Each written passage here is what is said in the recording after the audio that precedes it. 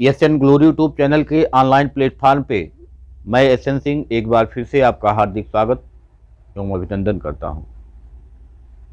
DElEd third semester शैक्षिक मूल्यांकन क्रियात्मक शोध एवं नवाचार के अंतर्गत आज हम जो 2017 में पेपर हुआ था उसके जो बहुविकल्पीय टाइप के जो प्रश्न आए थे उनका सलूशन क्या होगा उस पर हम चर्चा करेंगे। यदि आप चैनल पे नए हैं तो चैनल को सब्सक्राइब कर लीजिए और बेल आइकन का बटन जरूर दबाइए, जिससे जो भी नोटिफिकेशन हो आपके पास तुरंत पहुंचे और आप उसका लाभ उठा सकें। और यदि वीडियो अच्छा लगेगा तो इसको जरूर से जरूर आप लाइक करिएगा। आइए सेशन की शुरुआत करते हैं। पहले क्वेश्चन जो आपका मल्टीपल चॉइस क्वेश्चन था उसमें जो पहला क्वेश्चन था, बालक एक ऐसी पुस्तक है जिसका अध्ययन आधोपांत शिक्षक कक्ष में करता है, यह कथन किसका है? तो यदि हम इस कथन की बात करें तो यह कथन जो है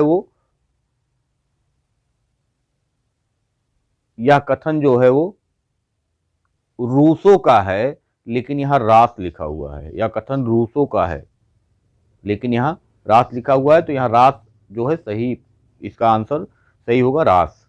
दूसरा जो क्वेश्चन है कि व्यापक मूल्यांकन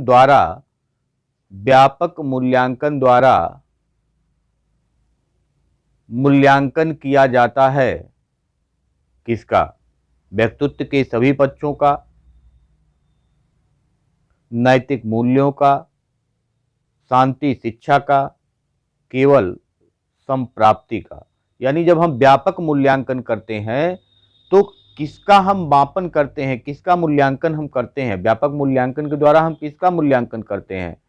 तो यहां होगा कि हम व्यक्तित्व के सभी पक्षों का अध्ययन हम करते हैं। ऑप्शन नंबर 1 सही होगा, व्यक्तित्व के सभी पक्षों का अध्ययन। अगला क्वेश्चन देखें तो 3 नंबर क्वेश्चन है, मूल्यांकन का संज्ञानात्मक पक्ष संबंधित है ज्ञान से, बोध से, अनुप्रयोग से, उपयुक्त सभी से। तो संज्ञानात्मक पक्ष आपको पढ़ाते समय आपने बताया था कि संज्ञानात्मक पक्ष में ज्ञान, बोध, प्रयोग, विश्लेषण, संश्लेषण, मूल्यांकन, यानी ज्ञान भी है, बोध भी है, अनुप्रयोग भी है। यानी यहाँ जो हमारा उत्तर सही हो जाएगा वह उत्तर नंबर 4, यानी कि उपयुक्त सभी। चौथा क्वेश्चन देखें तो चौथे क्वेश्चन में सतत मूल्यांकन कहलाता है, सतत मूल्यांकन कहलाता है सत्र के अंत में किया जाने वाला मूल्यांकन, सत्र के मध्य में किया जाने वाला मूल्यांकन, नित्य प्रति किया जाने वाला मूल्यांकन और उपयुक्त सभी। तो सत्र के अंत में किया जाने वाला मूल्यांकन, सत्र के मध्य में किया जाने वाला मूल्यांकन, नित्य प्रति किया जाने वाला मूल्यांकन, यानी ऑप्शन नंबर 3 जो नित्य प्रति मूल्यांकन किया जाता है उसी को हम सतत एवं व्यापक मूल्यांकन कहते हैं। पांचवें क्वेश्चन को आइए देखा जाए तो पांचवा क्वेश्चन है कि यह कथन है कि मूल्यांकन वह प्रक्रिया है जिसके द्वारा शिक्षक एवं छात्र यह निर्णय करते हैं कि शिक्षण लक्ष्यों को प्राप्त किया जा रहा है या नहीं, किसका है? तो यह जो कथन है वो कथन है ग्रीन का, ये कथन है ग्रीन का। ऑप्शन नंबर 3 ग्रीन इसमें सही ऑप्शन होगा। छठे क्वेश्चन की बात करें तो छठा क्वेश्चन देखिए कि विज्ञान, भूगोल तथा कृषि विषय होते हैं केवल सैद्धांतिक मूल्यांकन वाले, सैद्धांतिक तथा प्रायोगिक मूल्यांकन वाले, केवल मौखिक मूल्यांकन वाले, उपयुक्त में से कोई नहीं। तो विज्ञान में, भूगोल में और कृषि में सैद्धांतिक के साथ साथ व्यवहारिक भी यानी कि प्रयोगात्मक भी होता है। तो ऑप्शन नंबर 2 इसमें सही आंसर होगा। सातवें क्वेश्चन को देखें तो सातवां क्वेश्चन कह रहा है कि उत्तम परीक्षण की विशेषताएं हैं वैधता, विश्वसनीयता, वस्तुनिष्ठता उपयुक्त सभी। तो आपको पढ़ाते समय हमने बताया था कि उत्तम परीक्षण में वैधता भी होनी चाहिए, विश्वसनीयता भी होनी चाहिए और वस्तुनिष्ठता भी होनी चाहिए। यानी यहाँ ऑप्शन सही होगा ऑप्शन नंबर 4, उपयुक्त सभी।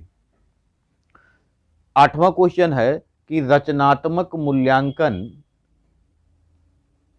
में किया जाता है। रचनात्मक का मतलब हमने आपको बताया था कि एक संरचनात्मक मूल्यांकन होता है, एक संकलनात्मक मूल्यांकन होता है। रचनात्मक मूल्यांकन का मतलब कि जो हम दिन प्रतिदिन बच्चे में सुधार लाने के लिए जो हम मूल्यांकन करते हैं, और जो हम संकलनात्मक मूल्यांकन करते हैं वो सत्र के अंत में होता है और उसके बाद उसमें सुधार की कोई गुंजाइश नहीं रह जाती है। तो पहला ऑप्शन दिया हुआ है रचनात्मक मूल्यांकन में बच्चों के प्रारंभिक ज्ञान का मूल्यांकन, बच्चों के अंतिम ज्ञान का मूल्यांकन, बच्चों के मध्यांतर ज्ञान का मूल्यांकन और बच्चों के समग्र ज्ञान का मूल्यांकन। तो इसमें जो उत्तर सही होगा कि बच्चों के मध्यांतर ज्ञान का मूल्यांकन, यानी बीच बीच में जो हम मूल्यांकन करते हैं वही जो मूल्यांकन होता है वो रचनात्मक मूल्यांकन होता है। यानी इसमें ऑप्शन नंबर 3 सही है कि बच्चों के मध्यांतर ज्ञान का मूल्यांकन। 9वें क्वेश्चन की ओर चलें तो 9वां क्वेश्चन दिया हुआ है कि भावात्मक पक्ष कहलाता है बच्चों की रुचियों से संबंधित मूल्यांकन का पक्ष, बच्चों की संवेगों से संबंधित मूल्यांकन का पक्ष, बच्चों की मनोवृत्तियों से संबंधित मूल्यांकन का पक्ष और उपयुक्त सभी। तो जब हम आपको ये चैप्टर पढ़ा रहे थे, ब्लूम के ने जो शैक्षिक उद्देश्यों का निर्धारण किया है, तो उसमें जब भावात्मक पक्ष आया था हमने आपको बताया था कि भावात्मक पक्ष बच्चों की रुचियों से, बच्चों की आवृत्तियों से, बच्चों के संवेगों के बच्चों के दृष्टिकोण से संबंधित होता है। तो यहाँ रुचियों, संवेगों और मनोवृत्तियों दिया हुआ है, यानी यहाँ ऑप्शन नंबर 4 सही होगा कि उपयुक्त सभी इसमें सही है। 10वें क्वेश्चन की तरफ बढ़ें तो 10वां क्वेश्चन कहता है कि ब्लूप्रिंट का संबंध है उपचारात्मक शिक्षण से, नवाचार से, प्रश्नपत्र निर्माण से और क्रियात्मक शोध से। तो ब्लूप्रिंट का जो संबंध होता है वो प्रश्न पत्र के निर्माण से होता है। तो यहाँ ऑप्शन नंबर 3 हमारा सही उत्तर है, ऑप्शन नंबर 3 प्रश्न पत्र निर्माण से। 11वें क्वेश्चन की तरफ बढ़ें, उपचारात्मक शिक्षण संबंधित है, पहले निदानात्मक शिक्षण होता है फिर उपचारात्मक शिक्षण होता है। बार बार आपको हम क्लास में बताए हैं कि निदानात्मक शिक्षण क्या है और उपचारात्मक शिक्षण क्या है। निदानात्मक शिक्षण में कमियों का पता लगाया जाता है, उपचारात्मक में उसको दूर किया जाता है। ये ऑप्शन को देखते हैं कि बच्चों को गणित विषय के शिक्षण से, बच्चों में पठन क्षमता विकास से, बच्चों की त्रुटियों को दूर करने से और बच्चों को अंग्रेजी विषय के शिक्षण से। यानी उपचारात्मक शिक्षण का मतलब हो गया, यहाँ 3 नंबर ऑप्शन सही है कि बच्चों की त्रुटियों को दूर करने से संबंधित होता है उपचारात्मक शिक्षण। 12वें क्वेश्चन की तरफ बढ़ें कि रास का कथन है, रास ने क्या कहा है, बचाव निदान का निम्नतम स्तर है, बचाव निदान का उच्चतम स्तर है, बचाव निदान का मध्य स्तर है। तो इसमें जो ऑप्शन नंबर 2 सही है कि बचाव निदान का उच्चतम स्तर है, यही ऑप्शन नंबर 2 सही है। अगले क्वेश्चन की तरफ चलें तो स्टीफन यम कोरे ने शैक्षिक क्षेत्र में किस प्रकार के अनुसंधान का प्रयोग किया था। तो स्टीफन यम कोरे हमने बताया था आपको जब हम क्रियात्मक अनुसंधान पढ़ा रहे थे कि शिक्षा के क्षेत्र में क्रियात्मक अनुसंधान को लाने का जो श्रेय है 1953 ईस्वी में स्टीफन यम कोरे को है। तो यहाँ हमारा जो ऑप्शन सही होगा, 13वां क्वेश्चन है कि स्टीफन यम कोरे ने शैक्षिक क्षेत्र में किस प्रकार के अनुसंधान का प्रयोग किया था। तो स्टीफन यम कोरे ने सन 1953 ईस्वी में क्रियात्मक अनुसंधान को शिक्षा के क्षेत्र में लेकर के आए थे। तो यहाँ पे जो हमारा ऑप्शन सही होगा वह होगा क्रियात्मक शोध, यानी कि पहला ऑप्शन यहाँ सही होगा। 14वें क्वेश्चन की तरफ बढ़ें तो क्रियात्मक शोध का अधिकार है, क्रियात्मक शोध करने का अधिकार है किसको है?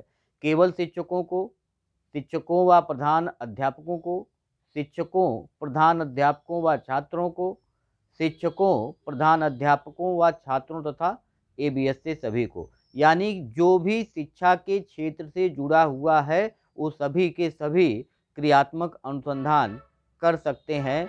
तो यहाँ ऑप्शन नंबर 4 यानी शिक्षकों, प्रधानाध्यापकों, छात्रों और एबीएस से सबको भी अधिकार है कि वह क्रियात्मक अनुसंधान कर सकता है। लास्ट क्वेश्चन 15 नंबर देखते हैं कि क्रियात्मक शोध में शोधकर्ता होता है। तो क्रियात्मक शोध में समस्या भी हमारी और हल भी हमारा, यानी उत्पादक और उपभोक्ता दोनों वही होता है। तो यानी कि ऑप्शन नंबर 3 इसमें सही होगा, ऑप्शन नंबर 3 इसमें सही होगा। तो इस प्रकार से आपने देखा कि जो 2017 में पेपर हुआ था थर्ड सेमेस्टर क्रियात्मक शोध एवं नवाचार से संबंधित जो पेपर फर्स्ट पेपर है थर्ड सेमेस्टर का, उसमें हमने आपको 15 क्वेश्चन जो बहुविकल्पीय टाइप के आते हैं, मल्टीपल चॉइस क्वेश्चन, उसको आपका हल करवाने का हमने प्रयास किया। आप निरंतर चैनल पे जो भी क्लास चलता है उसको देखते रहिए। इसके बाद 1 साल का और बचा हुआ है, हम बहुविकल्पीय प्रश्न लेके आएंगे और फिर हम शुरुआत करेंगे अति लघु प्रश्नों को सॉल्व करवाने का। तो आज के लिए इतना ही, धन्यवाद, नमस्कार।